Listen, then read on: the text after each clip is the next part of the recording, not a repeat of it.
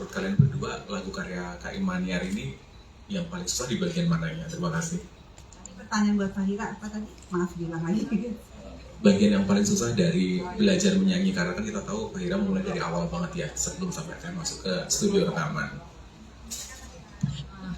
Ya, halo, selamat malam, selamat siang, semuanya, sore.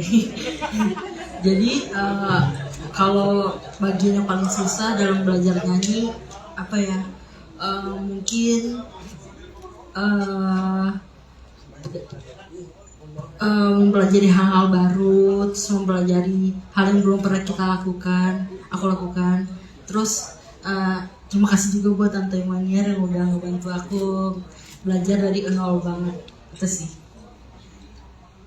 Ya, Dandi bisa disambung tadi, menyambung tadi pertanyaan Masnya. Kalau dulu nyanyi berlima, 2 cewek 3 cowok, sebenarnya kurang lebih mirip karena memang vokalnya beda ya, cowok beda, cewek beda. Nah sekarang ketemu aku sama Fafa vokalnya lebih tinggi, cowok kan cenderung lebih rendah. Nah memang yang menantang dari lagu ini gimana cara mempertemukan di bagian refnya, karena jujur dari bagian verse ke ref itu langsung pindah nada, pindah kunci. Gara-gara Bang Tevi tuh. Karena kejeniusan Bang Tevi, dari situ saya merasa wah tantangan lagunya ini nggak mudah gitu. Di sini tantangannya karena langsung beda kunci gitu. Itu butuh waktu saya untuk beberapa waktu untuk terbiasa.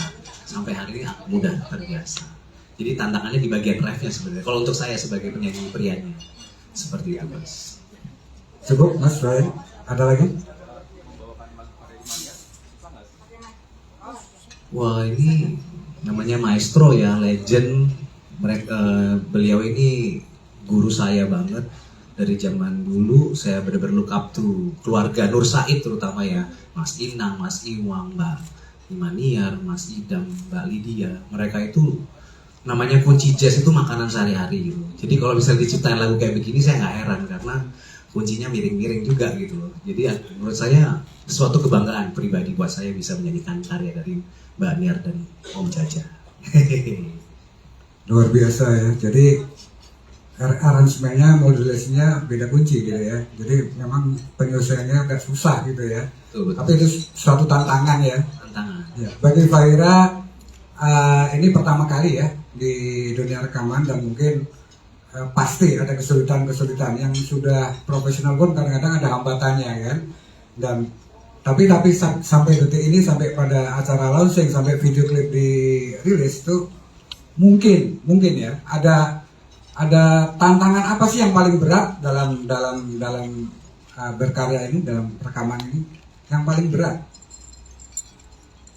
Kalau tantangan yang paling berat mungkin karena pertama kali syuting video klip juga, buat ketemu kamera gitu, jadi kayak agak kagok. Terus kalau buat rekamannya juga pertama kali rekaman, jadi harus mempelajari juga. Butuh penyesuaian juga ya. Ya butuh penyesuaian. Oke, mungkin dari teman yang lain, Mas Ari. Terima kasih, saya Ari dari tabloidbintang.com. Pertama mungkin buat Mbak Imaniar. Tadi di layar terlihat Mbak Imaniar tuh terjun langsung mulai dari awal, mulai dari melatih vokal, mungkin tadi silat ada itu. Seperti apa boleh diceritakan melatih Fahira sendiri, membentuknya, mungkin bentuk vokalnya seperti apa sampai akhirnya memilihkan lagunya juga dari awal sampai akhir boleh terjun langsung ya gitu. Yang kedua mungkin buat Pak Diaksa, dukungannya luar biasa buat sang putri gitu. Mungkin nanti setelah ini akan dibawa kemana lagu ini? Mungkin tadi juga sempat di-spill juga bakal jadi soundtrack film gitu tuh, mungkin nanti kelanjutannya akan seperti apa? Kalau bisa. Boleh diceritakan mungkin seperti itu. Terima kasih. Ya, mungkin Mbak Imaniar dulu. Ya, itu ceritanya bisa 3 hari 3 malam nggak selesai. Karena saya baru bertemu dengan waktu itu ya calon murid yang nggak banyak bicara, terus dia juga nggak tahu apa tujuan nyanyi ini untuk apa gitu. Waktu itu datang untuk belajar di IKU Sakti dalam rangka rencana The Voice IKU Sakti. Tapi dia sangat simpel, sederhana, nggak banyak bicara. Jadi saya latih aja gitu, sesuai kategori yang dibutuhkan lomba The Voice nanti gitu. Tapi setelah 2-3 kali dia langsung bilang, "Tante, aku tuh nggak ikut rencana untuk yang The Voice." Loh, terus ngapain datang ke sini? aku mau rekaman katanya. Oh, beda lagi cara melatihnya gitu kan. Jadi tapi karena dia itu dia polos apa adanya, saya nggak pernah merubah untuk menjadi penyanyi beda, menjadi seperti si A, si B, si C. Apa yang ada di dia saya gali kelebihan dia gitu dengan apa adanya, karena musik industri itu sangat luas. Mau lagu suara seperti apapun, kalau kita bisa covernya atau membungkusnya dengan apik, akan selalu ada marketnya. Demikian. Jadi, dan sekarang juga trendsetternya musik Indonesia itu nggak harus yang hebat-hebat vokalnya. Cukup dengan kondisi vokal yang simple, musik yang simple dan notasi yang kuat sudah cukup. Tidak harus yang kayak festival gitu ya, punya festival. Dan saya sebenarnya sudah lama menginginkan dapat murid atau suatu project music yang punya vokal simple. Saya nggak ketemu-ketemu, datang-datang sudah hebat suaranya, sudah begini-begini gitu.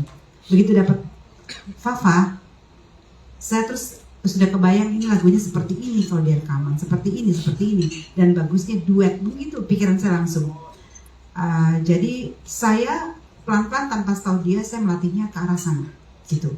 Dan ternyata dia welcome, tidak merasa dipaksa dan karakter diri dia itu keluar.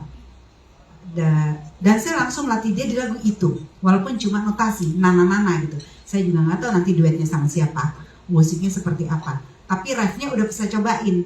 Coba Pak, begitu dia nyanyi, saya kagum. Begitu polos suara dia, simple yang saya nggak pernah ketemu suara seperti itu, gitu. Buat saya ini langka. Dalam hati saya, kamu harus rekaman demi warna musik Indonesia, gitu. Jadi dia tetap nggak percaya, aku nggak bisa apa-apa, enggak gitu, karena musik itu yang didengar telinga, bukan mata nomor 100, nomor 10. Nggak ada penyanyi yang cantik-cantik amat, tapi vokal orang bisa jatuh cinta karena vokal dia. Itu yang saya sampaikan sama dia. Jadi di luar negeri sana, yang black music emang ada yang cakep tuh nih, maaf ya, yang black di sana, tapi suara dia bikin orang jatuh cinta. Akhirnya Fafa lanjut latihan, lanjut vokal, dan kemudian tante carikan saya pasangan duet pria gitu. Karena suara dia polos, tentu saya carikan penyanyi suara yang profesional, yang macho, yang manly atau dewasa gitu, supaya bisa masuk ke dalam suatu pasangan dan lagunya cinta. Tapi kan lagunya masih nana-nana, saya kontak sahabat teman lama saya ini yang memang jago bikin lirik dan orangnya bikin quotes-nya juga yang puitis gitu kan. Tolong bikin lirik yang puitis, dan kalau bisa langsung saja tentang sejarah cinta di mana. Langsung dia buat lirik yang seperti Anda dengar sekarang. Jadi notasinya saya, Jaja yang bikin liriknya. Setelah kita rombak-rombak, terus saya coba ke Fafa. Langsung saya kontak Dendi, ibu produser bilang, itu Dendi suaranya kayaknya bisa masuk ke Fafa nggak gitu, kita coba. Begitu ketemu di studio langsung nyanyi lagu itu kayak udah pernah menyanyikan. Saya juga bingung kenapa jadi match banget gitu, nggak perlu lagi dilatih. Ya udah, akhirnya rekaman. Tapi kendalanya memang di video klip karena Fafa tuh sangat-sangat pemalu gitu.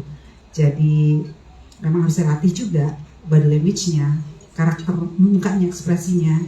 Juga pada saat rekaman juga saya direct vokalnya, tapi tidak pernah merubah warna aslinya.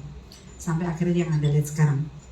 Saya sampai mau pergi ke Turki, walaupun cuma beberapa hari, karena saya nggak mau mencipta lagu dengan Jaja tapi nggak tahu negara yang kita nyanyikan gitu. Ternyata benar-benar itu Istanbul, kota romantis dengan sejarahnya yang luar biasa tentang percintaan. Jadi itu suatu karunia Allah yang luar biasa sampai bisa di titik yang ini. Gitu Jaja. Dan sekarang mungkin kalau ngomongin Cintaku Istanbul, saya mau tanya Jaja nih, kenapa bisa bikin lirik seperti itu? Kenapa Jaja? Ya, untuk menjadi setia itu gak gampang sih. Setia itu mahal kan? Di lagu itu memang menceritakan tentang penantian dan setia seseorang. Kenapa jadi judul Istanbul? Karena kita udah bosan dengan kata-kata Prancis, Itali, tapi sesuatu yang baru dengan Istanbul. Karena Istanbul memang kotanya kota cinta. Iya. Terima kasih. Ya, benar Mas Ari tadi ya. Memang kalau lihat di videonya tadi, Teh Maniari jadi Wonder Woman ya. Satu untuk semua ya. Yang latih nyanyi, ya video klip, ya lari-lari tadi. Satu untuk semua, benar-benar ya. Jadi memang pertanyaannya luar biasa untuk Wonder Woman kita.